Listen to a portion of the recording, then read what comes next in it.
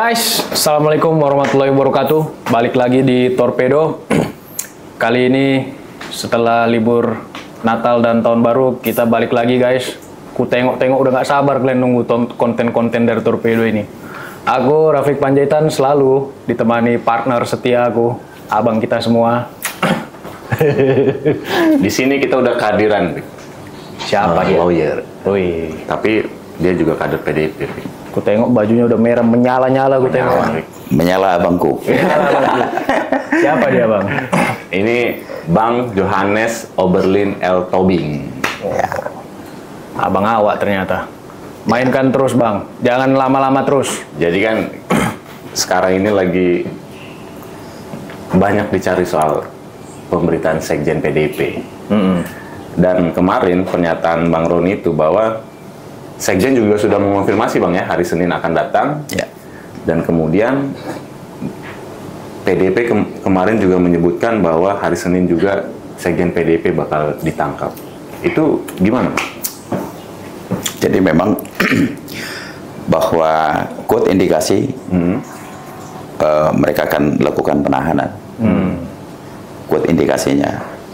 Nah, jadi soal bagaimana untuk melihat situasi itu sampai kita bikin pernyataan seperti itu kan, karena memang pengancaman ini kan, ancaman intimidasi ini kan sudah lama dirasakan langsung sama Pak Sekjen ini kan, bahwa sebelum jadi tersangka juga kan ini sudah diingatkan kembali, bahkan sudah beberapa kali didatangin. Bahkan yang mendatangkan ini oknum jenderal yang datang Ke Sekjen? ke Sekjen. Jadi sudah mengingatkan, tolonglah jangan bicara keras-keras. Udahlah, jadi calling down aja. Ya nggak usah harus memberikan kritikan-kritikan terhadap pemerintahan ini kan. Nah, jadi apalagi untuk persiapan karena kita pilpres dulu, baru tidak lama kan kemudian pilkada kan gitu. Itu sudah diingatkan. Bang, Jadi, itu pemerintahan apa garing Pak Jokowi? nah, jadi ya tentu kan zamannya pemerintahan ya rezimnya beliau kan, kan gitu. Nah, jadi memang sudah diingatkan. Memang dampak ini dirasakan Sekjen langsung ketika memang bahwa memang Pak Joko Widodo ini dengan PD Perjuangan sudah berbeda sikap politik. Ya, merenggang. Apalagi setelah diputuskannya Saudara Gibran ini menjadi calon wakil presiden. Nah, memang setelah itu sudah nggak ada harapan udah. Berarti Bang, hari Senin nanti Sekjen menghadiri pemeriksaan, diperiksa, dan kemudian langsung baju orange menurut? Nah, kalau itu kan situasi kebatinan Pak Sekjen kan itu yang disampaikan ke kita, bahwa memang karena situasi itu melihat dari tahapan-tahapan yang sudah dilalui, mulai dipanggilnya masih jadi saksi, terus ada sampai penggeledahan paksa. Bahkan cara-cara yang sudah tidak elegan ini, yang tidak profesional ini, bagaimana merampas miliknya Kusnadi itu kan dipanggilkan sebagai saksi. Nah, mulai dari situ perlakuan-perlakuan yang tidak. Seingatku dia tidak dipanggil Bang saat itu sebagai saksi. Ya, kan mendampingi. Mendampingi, iya. Nah, namanya staf ajudan kan. Nah, tapi bagaimana caranya supaya Kusnadi ini pun sampai pada akhirnya dibohongin dengan cara-cara yang tidak baik, seolah-olah memang katanya dipanggil Pak Sekjen, terus disuruh masuk ke dalam, habis itu digeledah, bahkan di situ diintimidasi. Nah, ini, cara-cara yang tidak beretika, yang tidak bermoral seperti ini, yang harus makanya langsung kita laporkan itu, ke Dewas. Nah, jadi tahapan-tahapan itu sudah dirasakan sama Pak Sekjen tuh. Terus bagaimana diperlakukan. Nah, terakhir sampai pada akhirnya juga menjadi tersangka. Tersangka pun kan kita tahu. Kan ini kan KPK, jujur aja di KPK ini lahir dibentuk bukan zamannya Pak Presiden yang sekarang. Ya. Ini di zaman Presiden yang lama. Dibentuk pansel yang lama itu. Sebelum mereka juga dilantik ini kan udah ujuk-ujuk mereka dipanggil ke istana nih. Lengkap para pimpinan ini. Nah, tentu kami juga berharap bahwa ini sedang kita uji terkait apakah memang dibenarkan ini, bahwa seharusnya pada putusan Mahkamah Konstitusi itu seharusnya kan pansel ini harus dibentuk hanya harusnya bersabar menunggu sebentar dong sampai pada pemerintahan yang baru dilantik, maka mereka harus yang punya kewenangan untuk membentuk pansel KPK yang baru. Nah, jadi cara-cara ini udah dirasakan Pak Sekjen, mulai pembentukan pansel, terus dipanggil, diperiksa, sampai dijadikan tersangka, terjadi penggeledahan, macam-macam. Ini rutannya sangat cepat sekali. Sementara kita paham betul bagaimana mekanisme penyidik KPK yang betul-betul profesional dulu ya, zaman-zaman yang dulu, baru-baru lahir dengan semangat reformasi KPK yang lama, ya, yang pertama sekali. Nah, penyidik-penyidik ini sangat bekerja profesional kan. Nah, terjadi perdebatan di antara mereka, naik ke level direktur, terjadi juga perdebatan, sampai gelar perkara menetapkan seseorang menjadi satu tersangka, sampai kepada pimpinan yang kelima itu. Itu kan perdebatannya cukup panjang kan. Ini belum ada seminggu, bos. Kilat. Kilat langsung. Pra peradilan gimana, Bang? Hah? Pra peradilan. Sudah masuk. Teman-teman kan sudah lihat kan, sudah di webnya Mahkamah Agung. Sudah terdaftar nomor 5 perkaranya. Pra peradilannya kan di Jakarta Selatan. Hakimnya pun sudah ditunjuk. Sidang perdana tanggal 21 nanti kan. Bang, kalau Jokowi kalau Hasto ditangkap hari Senin jadi tuh, berarti ini tanda kutip kado dari Jokowi dong berarti ya. Jokowi kemarin ngucapin juga tuh selamat ulang tahun tuh Bang, gimana? Ya dia ngucapin ya, kalau namanya ngucapin kan bisa aja, tapi kan situasi kebatinan ini kan kita bisa tahu itu ucapan, apakah ucapannya memang murni dari hatinya beliau yang tulus atau tidak kan kita tahu. Atau seolah-olah. Atau seakan-akan kan gitu ya. Bang, balik lagi soal Pak Jokowi tadi, Dan tim hukum dan PDP selalu menyebutkan nuansa politik atau kriminalisasi di balik tersangkaan kepada Sekjen PDIP ini. Tim hukum dan PDP memiliki petunjuk apa sih, Bang? Sejauh mana Jokowi itu mengintervensi klaim seperti yang diklaim oleh PDIP itu? Loh kan kita bisa rasakan, Fatan. Yang dimaksud dengan kriminalisasi itu, terus yang dimaksud dengan politisasi hukum itu kan kita bisa rasakan. Ini kan memang nggak ada. Ini kan ornamen-ornamen yang kita rasakan hari ini. Ini kan ornamen orkestra politik yang kita rasakan hari ini. Contohnya kan sudah cukup banyak lah. Jadi pertama ya, bahwa keputusan pengadilan kan itu sudah ingkrah. Jadi bagaimana putusan pengadilan yang di pengadilan negeri sampai pada akhirnya kasasi di Mahkamah Agung, ya kan? Nah itu sudah ingkrah keputusannya. Ini para terdakwa ini sekarang nasibnya sudah jadi narapidana nih. Mereka sudah selesai menjalankan putusan pengadilan. Oke. Nah di dalam persidangan itu semua sudah digelar, sudah dipersidangkan. Bagaimana dipertontonkan para saksi, para ahli, bukti-bukti, ya kan? Satu pun muaranya tak ada keterkaitannya dengan saudara Sekjen ini. Nah, pada putusan pengadilan loh ini ya, di halaman 160 sampai 167 ini putusannya Wahyu Setiawan langsung nih. Bahwa pertemuan yang mereka lakukan itu dengan uang yang 850 juta itu, yang mereka bagi-bagi itu dari 850 sampai 600, terakhir sampai jadi 400 itu, ya kan? Yang sampai itu mereka ngakuin itu uangnya Harun Masiku. Loh, si Wahyu Setiawan sudah mengakui, Tio sudah mengakui, Saipul sudah. Lah terus di mana dong? Nah, jadi kan ini sudah ingkrah keputusan pengadilan. Jadi perlu diketahui, Fatan, kan kalau begitu ingkrah putusan pengadilan itulah kepastian hukum. Kepastian hukum, benar. Ada anggapan nggak sih, Bang? Nah, terus kenapa dibilang kriminalisasi? Jadi yang kedua nih, saya kira para penasihat hukum, apalagi tim kita paham betul. Ini perkara ini sudah 4 kali dikeluarkan sprindik. Ya sudahlah, yang lalu aku nggak bahas, tapi sprindik yang terakhir ini, yang sekaligus yang keempat kali. Sprindik untuk yang namanya untuk Pak Hasto itu ditersangkakan pada kasus gratifikasi penyuapan. Satu lagi sprindik untuk yang namanya merintangi obstruction of justice. Ini secara hukum, saya nggak tahu, anak mahasiswa juga tahu materi perkaranya nih. Ini 2 orang yang berbeda nih, Fatan.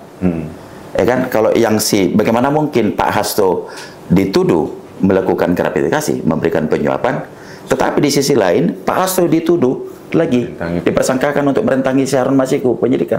Ini 2 hal yang berbeda. Dan harusnya kalau ada Pak Hasto di sini, harus ada Pak Hasto yang satu lagi. Jadi primernya itu nggak bisa dicampur tuh. Nah kalau misalnya di sini dia selaku dituduh sebagai pemberi suap, maka di sini harus ada orang yang merintangi. Itu hal yang berbeda. Harus ada orang lain. Nah, salah satu jujur aja ini materi perkara kita untuk diperhati.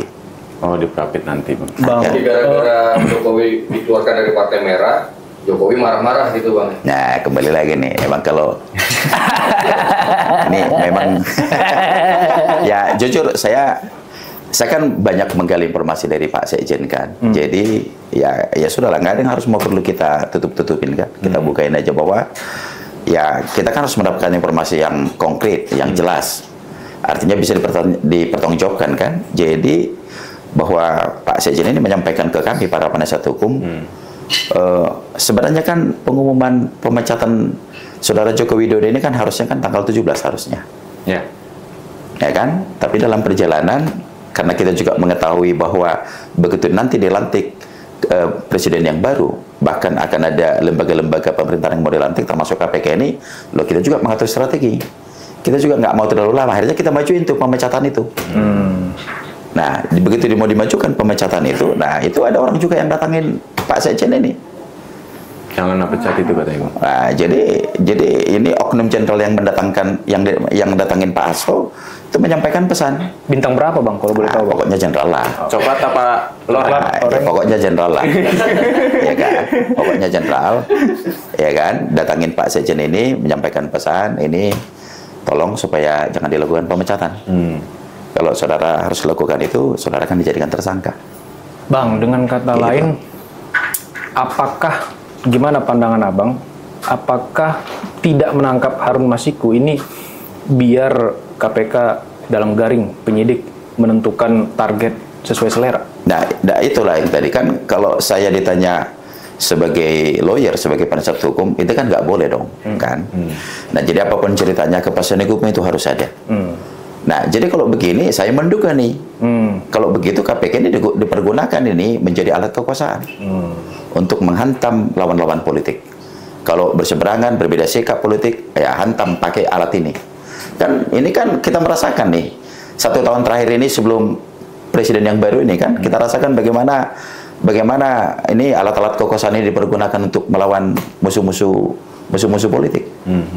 Ya kan? Ya, yang ini sandra menyandra itu udah menjadi seperti salah satu cara untuk mempertahankan legasi kekuasaan. Ya, yang ini kan nggak cuma dirasakan oleh PD Perjuangan kan. Nah, bagaimana dulu partai yang kuning ini juga sampai dilakukan di bredel bisa begitu. Ya, sebelumnya itu juga ada dulu Partai Demokrat dulu mau dicoba-coba. Ya, perlu dipertanyakan juga bagaimana dengan Partai PSI juga. Di mana sih, Bos? Kita ini orang organisasi. Untuk menyatakan seseorang mau jadi ketua umum itu kan diatur di anggaran dasar. Di anggaran rumah tangga. Bagaimana untuk menjadikan seorang menjadi calon ketua umum.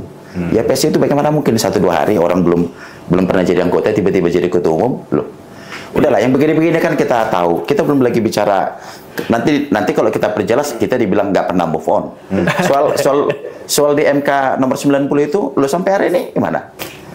Coba kamu lah dulu misalnya nih, ya kan, supaya kamu persyaratan masuk Taruna Akabri, Taruna Kepolisian itu udah nggak bisa ditawar tuh. Ini misalnya contoh tingginya 170 misalnya. Ya kan, usianya harus misalnya katakan 22 tahun. Tidak berkacamata gitu. Nah, tidak berkacamata misalnya. Ini kan udah diatur, tapi enggak kan berubah dulu nih. Soal nanti itu mau diatur ini kan, tapi kan enggak begitu dong. Nah, jadi memang yang dikeluarkan dari lembaga riset luar yang dari apa itu apa namanya? CCRP. CCRP itu. Nah, jadi bagaimana pembuatan ini sebegitu mereka atur sedemikian rupa supaya ini bisa dilanggengkan. Nah, maka kalau ditanya, ya jangan tanya saya lah, tanyalah MK. Siap. Ya, kalau jangan tanya saya lah, tanyalah si Anu. Ya begitu-begitu terus. Bang, ini lalu lintasnya agak nyerong belok-belok ini Bang, kayak lalu lintas di Brastagi Bang. Kemarin kita dapat informasi ada menyiapkan sejumlah video yang ini akan bikin geger Bang. Dalam konteks apa video ini Bang? Ya, namanya juga rahasia kan, nggak boleh dikasih tahu dong. Iya. Ya kan, artinya yang pasti negara, Bang. Sudah pastilah. Apa ceritanya begini? Saya sedikit aja sampaikan. Ya, selama pemerintahannya Pak Presiden yang lama ini kan 9 tahun ini kan barang-barang boleh dibilang kan kita ini untuk menentukan kebijakan-kebijakan itu, ya Pak Hasto ini kan selalu terlibat dalam kebijakan incas. Ya namanya bersahabat 9 tahun itu kan, ya semuanya kan tinggi besarnya, lebar kecilnya kan Pak Sekjen ini kan tahu. Nah jadi terkait bukti-bukti yang mana nanti ada hal-hal yang kasus-kasus perkara-perkara memang yang betul-betul merugikan negara, ya kan, merugikan keuangan negara, ya mungkin suatu saat mungkin beliau akan buka. Jadi beliau yang tahu itu. Nah, kalau Pak Sekjen nggak jadi dituntaskan kasusnya, dokumen itu dibuka nggak nanti Pak? Tetap dibuka? Nah, nanti kita lihatlah. Karena apapun ceritanya, karena hari ini situasi politik negeri kita ini kan sudah sulit ditebak hari ini. Hari ini boleh kita cool, besok-besok sudah terjadi yang sesuatu hal yang di luar dugaan kita kan. Iya kan? Iya. Nah, iya. Bang, itu kan PDP dan tim hukum menyebutkan bahwa balik lagi nih, kasus ini penuh dengan nuansa politik. Ada tidak sih Bu Megawati itu misalnya mengirim pesan atau meminta sesuatu lah ke Pak Prabowo agar ini selesai? Saya kira kalau ini menurut hemat saya lah. Kalau mungkin Ibu datang bicara sebagai kakak adik misalnya, saya kira kita nggak jadi pesakitan hari ini. Kan kemarin dalam pidato Ibu juga mengatakan, emang saya tidak pernah ketemu dengan Prabowo, tapi kan saya mengirimkan utusan. Mengirimkan utusan, tapi untuk perkara yang mana dulu nih kan kayaknya nggak membahas secara detail mengenai ini kan. Nah tetapi yang kemarin pidato Ibu soal kedudukan statusnya Bung Karno yang kemarin memang sudah diputuskan oleh negara kan. Nah itu kalau itu kan memang kita PD Perjuangan, apalagi Ibu Ketua Umum cukup concern untuk ngurusin ini. Ya kan harus sejarah-sejarah Bung Karno yang dulu itu, ini kan harus diluruskan nih. Ya kan? Supaya jangan kita generasi muda jangan mendapat informasi yang sesat mengenai keberadaan yang sejarah yang sebenarnya mengenai Bung Karno kan gitu. Nah itu yang diurusin, kalau itu mungkin disampaikan Ibu kali untuk ngurusin itu ya. Kan Ibu juga bilang sebagai sesama ketua umum, iya kan, dalam pidato Bu Mega itu, bagaimana perasaan Pak Prabowo ketika anggotanya ditersangkakan? Ya saya kira nggak usah Ibu Megawati ditanya, saya juga pimpinan organisasi, saya ketua Predi. Ya kalau anggota saya juga diperlakukan memang secara tidak adil, secara tidak hormat, ya pasti saya kira saya juga marah kan. Tapi ya apakah itu sinyal Bang, Bu Megawati akan mendekati Prabowo agar kasus Sekjen ini karena nuansanya politik maka diselesaikan dengan politik juga? Saya kira dinamika politik kan bisa aja terjadi kan. Ya kita nggak ngerti dalam waktu dekat mungkin ada pertemuan atau bagaimana kan. Nah jadi ini kita serahkan sepenuhnya kepada Ibu Ketua Umum. Karena kebijakan-kebijakan taktis itu kan saya kira Ibu Ketua Umum ini nggak perlu diajarin soal mengenai itu kan. Ibu ini sudah khatam udah, artinya gelombang badai mana yang tidak dihadapi Ibu ini rupanya. Nah, jadi saya kira Ibu sudah lebih bijak untuk memutuskan apa langkah-langkah konkret untuk diambil tindakan ke depan kan gitu. Itu benar Bang bahwa nanti ketika Sekjen ditersangkakan Ibu akan datang ke Kuningan? Sejauh ini gimana Bang? Sebenarnya begini ya, kalau pandangan saya nih, saya kembali lagi kalau sebagai penasihat hukumnya Pak Hasto, saya sih melarang Ibu datang ke sana. Kenapa Bang? Enggak lah, kan kita sudah ada para pengacara nih, kita yang sudah ditunjuk nih. Kan ini juga kan kita lawyer-lawyernya, para senior-senior saya ini kan bukan lawyer baru jadi kemarin sore nih. Ada Pak Magdir, ada Prof Mulya, ada Bang Magdir, ya kan, ada Saudara Alfon, ada Saudara Patra, ada Saudara Roni, ada saya, Jotobi. Iya kan.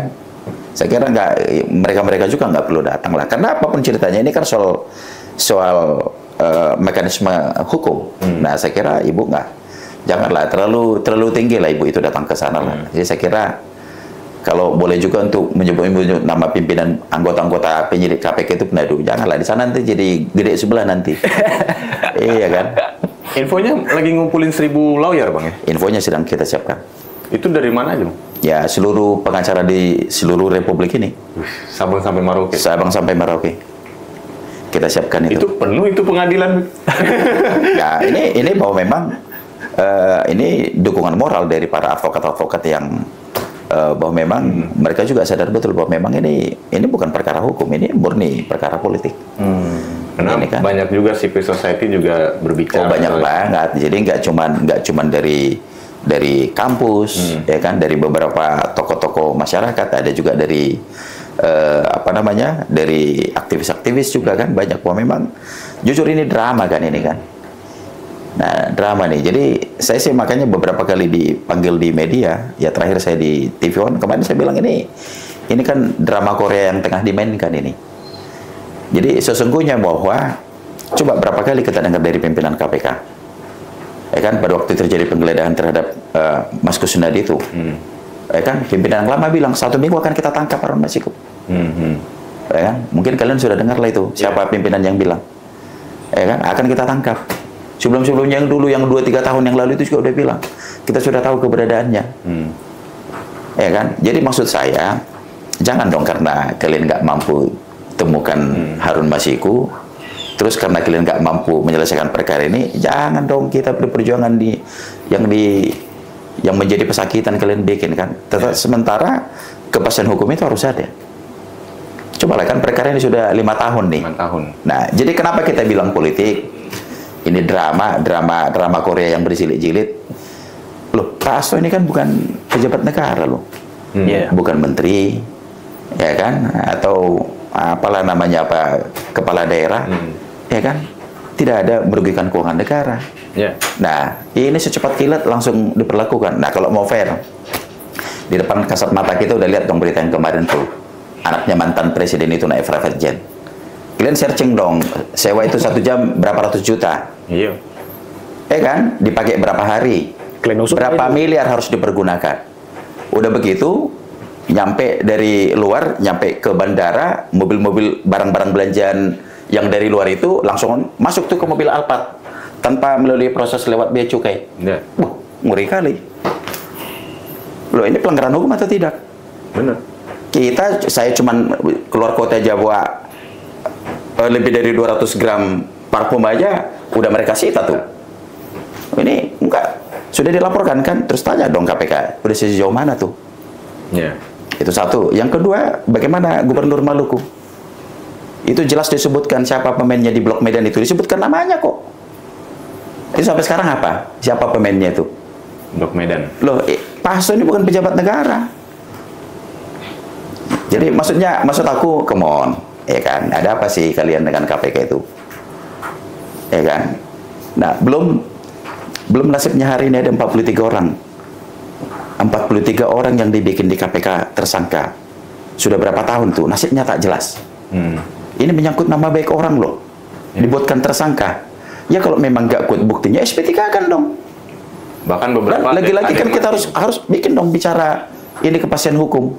Di mana kepastian hukumnya? Jadi kalau kayak gini kan tergantung pesanan dong kalau kayak gitu. Bang, dalam keterangan pers di KPK waktu itu ada yang nanya, kenapa baru sekarang? Ketua KPK jawab pada saat itu, alat bukti sudah cukup. Hukum kan soal pembuktian, Bang.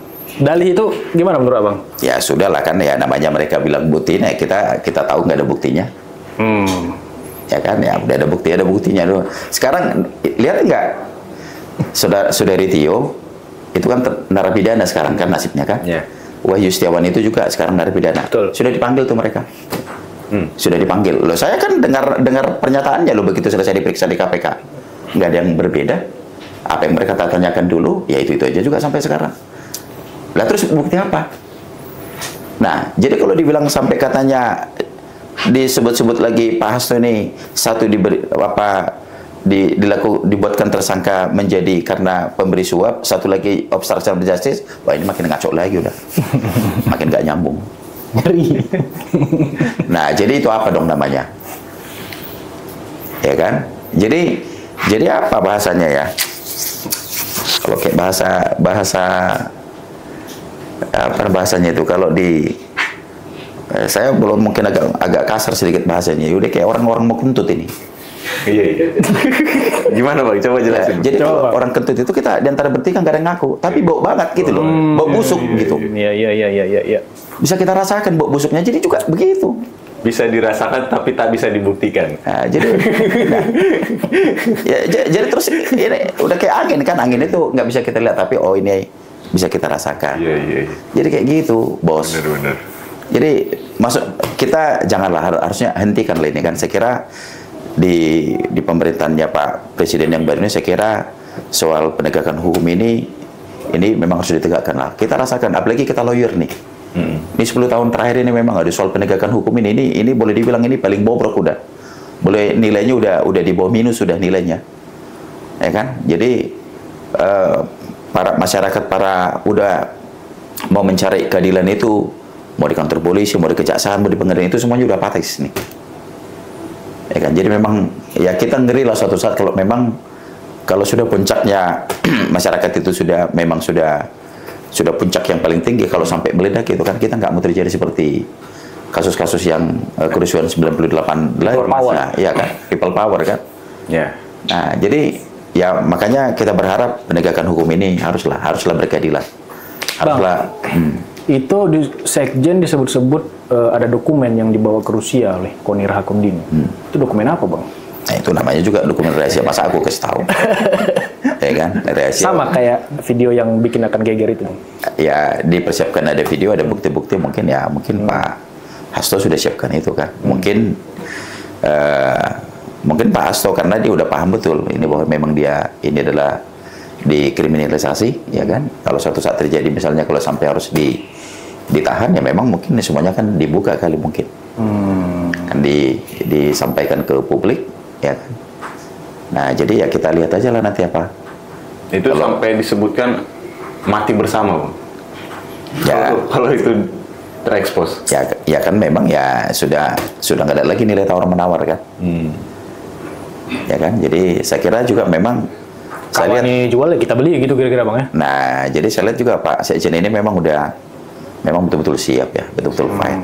Jadi memang saya juga melihat situasi kebatinannya kalau kita diskusi dari sore sampai malam, terus ketemu lagi besok dia cukup konsisten, ya kan, dengan kepala tegak dia bilang memang siap.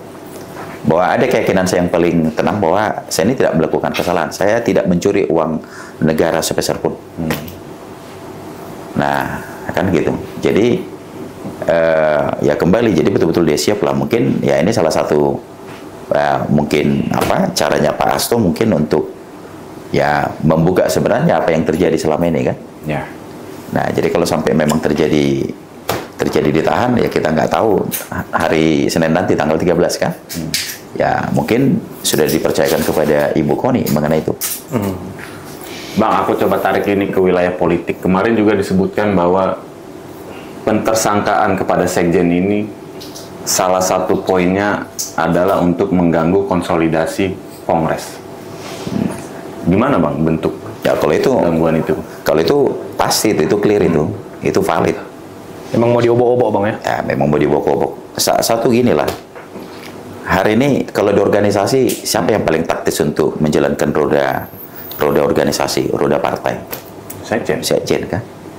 Dan yang kedua, Sekjen ini betul-betul taktis untuk berhadapan dengan seluruh pengurus-pengurus cabang di seluruh Indonesia, baik itu di provinsi, untuk menjalankan keputusan kebijakan dari ketua umum, ya kan, bagaimana harus melakukan melakukan lobby politik terhadap pemerintahan ataupun kepada partai-partai yang lain dalam sikap berbangsa dan bernegara. Nah, jadi kalau untuk mengout partai ini, untuk menghantam partai ini, ya memang pintu masuknya lewat Sekjen ini. Maka keroposin dulu tuh panglimanya nih, ya kan, dibikin keropos panglimanya, tumbangin dulu panglimanya. Nah, dengan targetnya jadi satu kali dua kali mendayung, 3-4 bulan terlampau itu, tumbangkan Sekjennya dulu, nanti supaya bisa kita obok-obok tuh di Kongres. Berarti bisa dibilang ini arahnya ada suksesi buat perebutan ketum PDP dari Bu Megawati? Nah, kalau sejauh itu saya sih melihat belum ada. Kalau di PD Perjuangan kita kan masih tetap solid nih, saya lihat ya. Hari ini justru ibu ini kan, kalau menurut saya belum ada yang pas rasanya untuk mengganti posisi ibu ini kan, karena power yang betul-betul mumpuni, kuat, ya kan, ya sejauh ini masih dengan ibu. Lagian juga ibu masih sehat kok. Ya, masih sehat. Ya kan, jadi kemarin pidato hampir 4 jam. 4 jam, ya kan, pidato cuma 4 jam. Saya pernah dipanggil ke rumah ke Teuku Umar, ya harapan saya paling mungkin bicara 30 menit kan. Ini sampai hampir 5 jam kita dibicarain. Nah jadi justru ibu mungkin gara-gara itu jadi sehat tuh, jadi kuat. Nah jadi rasanya ya kalau saya sih menyadari ya bagaimana PD Perjuangan ini, hanya PD Perjuangan ini yang tidak mau bergabung dalam pemerintahan ini kan. Nah jadi artinya ya jujur aja memang ya begitu tangguh PD Perjuangan ini, memang hanya PD Perjuangan aja yang tidak bisa di apa boleh dibilang dilumpuhkan. Nah, bahasanya saya gitu kan. Jadi yang lain-lain itu kan udah bisa tuh. Nah, Bang, ini tadi mungkin agak ringan sedikit Bang. Apa tuh? Ngobrol sama Sekjen lama Bang ya. Ini tidurnya Sekjen sekarang normal apa gimana Bang? ya secara manusiawi lah diperlakukan seperti ini udah pasti nggak normal. Normal ya. Ya sekarang siapa sih yang hari ini dibuatkan tersangka, digeledah rumahnya, ya kan? Ini kalau misalnya anak-anaknya tahu, ini istrinya tahu semua, ini kan pasti ada tekanan batin lah. Jadi kalau dibilang nggak normal, ya secara manusiawi udah pasti kan gitu. Misalnya ngobrol sampai jam 11, besok on lagi jam berapa kira-kira tuh Bang? Ya Sampai malam juga masih diskusi? malam diskusi, ya, kadang bisa sampai jam 1, bisa sampai setengah 2 kan. Nah pagi sudah bangun pagi lagi olahraga lagi. Kalau beliau kan konsisten tuh olahraga tuh. Ya. Lari pagi kan selalu dia tuh. Treadmill. Iya. Baik lagi soal itu, Bang. Ya. Aku balikin lagi nih, tensinya agak kenceng-kenceng lagi, Bang. Ini kan torpedo, Bang. Harus torpedo terus, Bang. Ya. Bang, kita mendapat informasi bahwa ada kekuatan yang sekarang mulai mendekati DPD, Bang. Di PDIP nih. Tujuannya ntar buat di Kongres. Apa benar seperti itu? Ya, sampai sejauh ini saya sih belum mendengar itu ya. Bahwa ada lobby-lobby antara DPD sejauh ini saya belum. Tapi justru ini sudah dapat belum video-video dari ketua-ketua DPC di seluruh Indonesia? Oh, sudah dapat belum saya pernah dari lihat, ketua provinsi beberapa ketua DPD di provinsi sudah bikin cap darah. Udah lihat belum itu? Udah lihat aku. Nah iya, jadi artinya sampai hari ini solid kita berperjuangan kan. Jadi nggak ngaruh tuh Bang ya? Sebelum minta Bu Mega turun. Aduh. Kalau Simbolon, Effendi Simbolon saya bilang, ya sudahlah, udah gelandangan politik lah. Nah, jadi gelandangan politik, ya kan.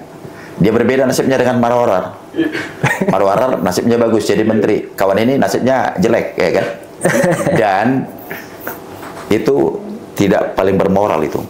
Nggak beretika, nggak beradab orang-orang seperti itu. Bagaimana mungkin orang ini dikenal orang juga karena PD Perjuangan. 4 kali suratnya diberikan ketua umum untuk dia menjadi anggota DPR. Mampu lagi mulutnya bilang mundur ketua umum. Udah dipecat lagi. Nah, maka saya bilang gelandangan politik. Nggak, dia bilang itu setelah ketemu dengan orang yang di sana lagi. Gimana Bang? Ya ketemu lah itu siapa sih Mulyono atau siapa itu namanya itu. Aku curiga kena mau curi poin aja tuh, Bang. Nah, iya. Jadi kawan Marwara udah dapat. Enggak. Budiman Sujatmiko dia pergi meninggalkan kita, nasibnya bagus jadi menteri. Marwara jadi menteri. Ya kan? Nah, kawan ini dikira nasibnya sama, rupanya beda kan gitu. Ampun. Iya kan? Jadi bumi pun menolak gitu loh. Iya kan? Nah, tapi yang pasti satu hal saya diajarin di partai ini kan, bahwa yang menjadi pengkhianat itu tidak pernah hidupnya lebih baik daripada orang yang dihianati. Itu prinsip tuh. Apapun ceritanya. Lo waktu 5 tahun ini sebentar, bro. Iya. Waktu 5 tahun ini sebentar loh, dan partai ini bukan partai yang baru berdiri, partai ini bukan kaleng-kaleng nih. Ya, kan. Sejarah. Ya. Dan sejarah gelombang badai mana yang kita nggak hadapi di PD Perjuangan ini, ya kan? Jadi memang saya menghimbau ke teman-teman para struktur pengurus di daerah itu, ya memang wajar lah. Mungkin karena sudah 9 tahun ini mungkin terlalu enak hidupnya, mungkin jadi lupa merumput kan. Jadi banteng itu harus merumput. Iya benar. Nah, jadi harus digembleng lagi. Jadi, nah ini yang selalu kita sampaikan ke teman-teman di daerah, apalagi instruksi-instruksi dari pimpinan dari pusat itu yang disampaikan. Bahwa banteng ini kalau sudah nanti mengamuk, ya kan? Merah matanya ya, semua. Iya, lagian juga ibu ini apa namanya ya? Kalau sampai misalnya diperintahkan ya harus melakukan sesuatu, ini bukan saja ribuan orang. Sampai jutaan orang pun siap untuk melakukan itu. Bahkan yang rela mati dengan Ibu Megawati ini pun itu banyak orangnya. Iya kan? Benar. Nah, jadi ya untuk bagi teman-teman yang sudah pernah jadi pengkhianat itu saya kira bertobatlah kan. Kembalilah ke jalan yang benar kan gitu. Kemarin malah bikin sayembara Bang ya. Sekian Nah, M. itulah gitu. Tambah sakit lagi. Dia nggak sadar itu, dia kan bikin mempermalukan KPK ya kan cara begitu. Ya. Mempermalukan KPK. Padahal berapa triliun dana negara disiapkan kepada KPK ini untuk menangkap Harun Masiku. Tambah-tambahin lagi 8 miliar. Ya, pertanyaannya kalian tanya dong, uangnya sudah dikasih belum ke KPK yang 8 miliar itu? Ya, kalau cuma omong doang, ya siapa? Itu sama aja kelasnya orang yang ngomong di pinggir jalan itu tuh. Ya kan? Kayak ngomong yang di kampung kita di Lapo. Sama aja kelasnya kan? Bener. Pelak kata. Bang, balik lagi Bang. Bu Mega kan speech itu ada pihak yang ingin mengaut-ngaut partai. Tapi kita arahnya itu kayaknya ke Pak Jokowi. Apa benar Bang? Yang mengaut-ngaut partai itu kekuatan Pak Jokowi? Ya kembali kayak yang tadi itu bro. Tadi yang saya bilang itu kan. Udah memang sudah didesain sedemikian rupa kan. Jadi kita hanya bisa merasakan aja nih. Ya kan? Hanya bisa merasakan. Tapi kan kita bisa tahu siapa pemainnya kan gitu. Dan pertanyaan saya selanjutnya Bang. Sekarang presidennya adalah Pak Prabowo. Ya. Apa benar Pak Prabowo merestui Pak Jokowi mengganggu PDIP ini? Ya kalau merusak suksesi untuk pemimpinan. Dengan hemat saya sih harusnya Pak Prabowo saya lihat nggak menginginkan ini terjadi kan. Ya nggak usah itu ngomong lah, di Kimples itu cobalah dilatih semua partai yang mohon maaf aja nggak jelas aja pun dikumpulin kok di situ semua. Hanya satu prinsipnya Pak Prabowo, jangan ribut-ribut. Ya semuanya tenang, semuanya diam. Kita bangun negara ini, kita bangun pemerintahan ini. Jangankan partai yang baru-baru lahir, kita yang partai udah 52 tahun ini begitu dirangkul juga supaya masuk dalam pemerintahan ini kan. Tapi kan sikap kita bukan karena kita berdiri lantas kita jadi musuh politik pemerintahan, enggak dong. Yang bagus ya kita backup. Itu yang sering saya dengar dari sekjen tuh, dari ketua umum. Yang bagus rencana-rencana program kerja untuk pemerintahan ini PDI Perjuangan pasti dukung. Bahkan bagaimana pada waktu pelantikan itu, bagaimana Ibu Ketua Umum memberikan surat tugas resmi loh untuk hadir mengikuti pelantikan presiden. Itu jelas itu ke seluruh anggota fraksi. Nah, jadi kalau saya ditanya, ini kan berarti kan saya berkaca dengan perasaan saya dong kan. Ya sebagai Pak Presiden ini orang-orang yang betul bermartabat, saya kira dia pun nggak setuju ada terjadi hal ini. Bang, ucapan dari Ketua Umum Bu Mega tentu ada dasarnya, meng-out-out, ada dugaan ingin meng-out-out PDI Perjuangan. Sudah dimitigasi Bang sejauh ini? Ya sudah, kalau itu kan terkonfirmasi kalau yang itu kan. Jadi ya meng-out-out ini dalam persiapan kita kongres itu udah kita cukup rasakan juga kan. Nah apalagi ya, sebelum berakhir pemerintahan yang lama itu, ya kan, bagaimana coba partai ini mau diambil alih, disuruh beberapa orang utusan, ya kan. Nah jadi ya kan orang namanya coba mau di-out-out ya kan, kita yang punya partai ini kan kita bisa rasakan. Kan gitu. Nah, ini konsolidasi terus Bang ya? Oh kalau kita konsolidasi dong. Ini sekarang udah makin kuat DPC. Lagi tahun-tahun krusial nih. Nah, sudah tahun krusial, kita sampai rencana kita kongres bulan 4 kan. Kalau kata Bung Karno, vivere pericoloso. Tahun-tahun menyerempet bahaya Bang. Ya, tahun-tahun menyerempet bahaya. Bahaya tuh diserempet-serempet terus. Iya, terus kita justru kita yang diserempet-serempet bro. Kita yang diserempet-serempet kan, kita maunya mengedepankan apalah ini demokrasi yang baik, yang terpimpin kan. Ini kita lagi berjuang untuk supaya jadi baik ya, tapi kan kita digangguin terus. Ya kan? Aku melanjut pertanyaan Lai Rafiq tadi soal pertanyaan mitigasi tadi Bang. Kita tahu untuk mengganggu organisasi atau perusahaan atau apapun dibutuhkan orang dalam. PDP dari atas sudah memetakan orang dalam ini siapa yang harus dicegah gerakannya. Ya, yang pasti gini, yang pertama, ini kan partai besar, ya kan, ketidakpuasan itu pasti ada. Maksudnya banyak bro, saya punya anak 3, ini anak 3 saya belum tentu juga bisa saya penuhi perasaan mereka supaya mereka puas. Apalagi ini partai hat-trick pemenang pemilu 3 kali.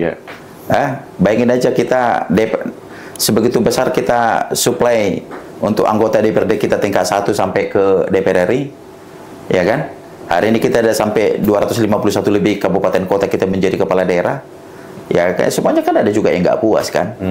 Nah yang sebelah itu yang nggak puas ini datangin tuh, termasuk orang yang mengkhianat kemarin itu. Nah, cobalah masuk dari sana. Supi lah bang ya. Kembali lagi zaman di PD et Impera zaman Belanda dulu. Apa itu gaya pecah belah. Tapi yang di dalam masih ada nggak sih? Ya adalah beberapa tapi cukup kecil lah. Artinya tapi gerakan-gerakan itu untuk apa? Menggoyang partai ini saya kira nggak kuat lah. Nah, orang mantan presiden aja nggak kuat goyang, apalagi mereka.